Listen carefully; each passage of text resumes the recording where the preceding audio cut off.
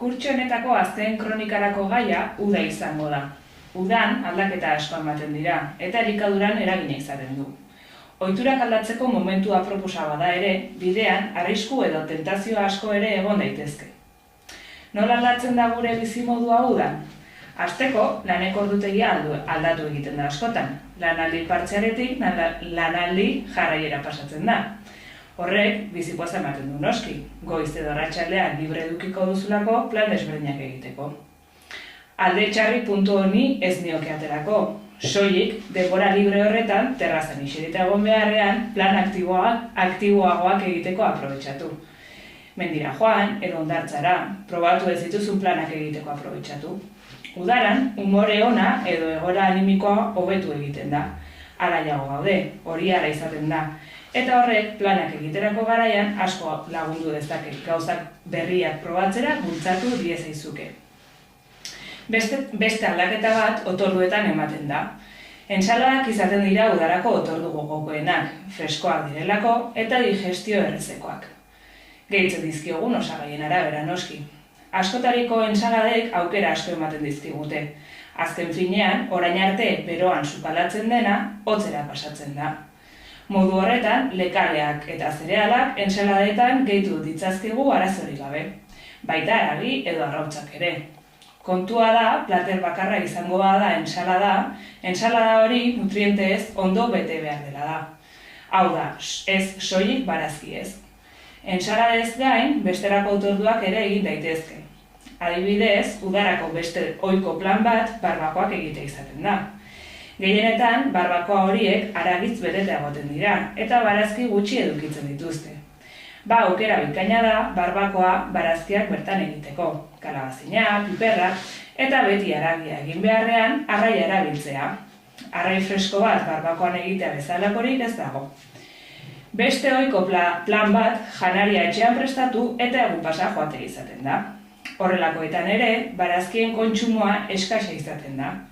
Zer prestatu dezakezu horrelako kasuetarako? Adibidez, entsaladaren bat prestatu dezakezu, edo fruta eraman dezakegu, edo bokadilloa eramateko ideia badaukagu, sartu barazkiak bokadilloari.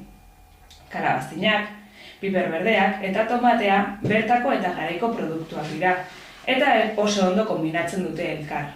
Gazta pixka bat gehitu, edo tipula, txampia gehitu, eta sekulako bokadilloa lortuko duzu. Horrez gain, izozkiak udarako produktu izarretako bat izaten dira. Eta hauek ere etxean egin ditzazkegu garaiko fruta erabiliz. Bestalde, te hotzak ere hartu daitezke, limoi zukua gehituta. Tea hitz egiten gaudenez, 3. puntura salto egingo dugu, hidratazioa. Udaran, bero gehiago egiten duenez, galtzen den likido kopurua handiagoa izaten da. Eta beraz, hartu beharrezko likidoen kopurua handiagoa izango da. Likido horiek, beti bezala, ez dugu zertan urrutxetik lortuko. Ensaladetatik, frutetatik eta bestelakoetatik ere lortu dezakegu. Teak hartzea ere, esan bezala, aukera ona da. Bukatzeko, pare bat errezeta. Lehenengo, ensalada bat. Beste behin ere eman nuen lekale ensalada bat egiteko errezeta, baina hau lekale ensalada guztietatik goxoena da niretzat.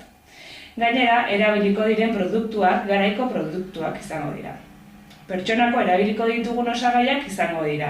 Eskukada bat bete garbantzu gordin, 150 gramo leka edo baina, tomate erdia edo osoa, segun eta tamaina, eta tipulin erdia. Prestaketa beti bezala oso erreza. Alde batetik eta bakoitza kazuela batean, garbantzuak eta bainak egosi egingo ditugu. Nik bainak lurrunetan egosiko nituzke. Beste alde batetik, tomatea eta tipulina moztuko ditugu eta bol batean jarri. Garbantzuak eta bainak egosiak daudenean, ur hotzetik pasa edo hozten utzi eta bolera gehitu. Eta listo, prest daukagu ensalada. Bigarren errezeta izozki bada. Aukera desberdin asko daude. Gaurkoan, platano eta frambuesa izozkia prestatuko dugu. Horretarako beharko ditugun osagaiak dira. 3 platano heldu, katilu bat frambuesa, 4 datil, edari vegetalen baten katilu erdia, eta pare bat kakao hauts goiaraka da.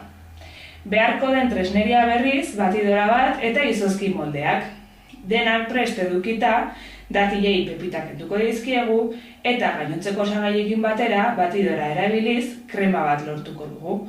Azkenik, moldeetan nasketa sartu eta izozkailuan 2 orduz edukiko ditugu. Eta listo, ikusten duzuen bezalaxe gauza goxo eta osasuntsuak prestatu daitezke, ez duzetan aspergarria izan. Besterik ez, horrelako informazio edo errezeta gehiagorako sartu irubebikoitza.garazilizarraga.comen edo Facebooken Garazilizarraga dietista eta nutrizionista bezala aurkituko nauzue. Uda ona pasa!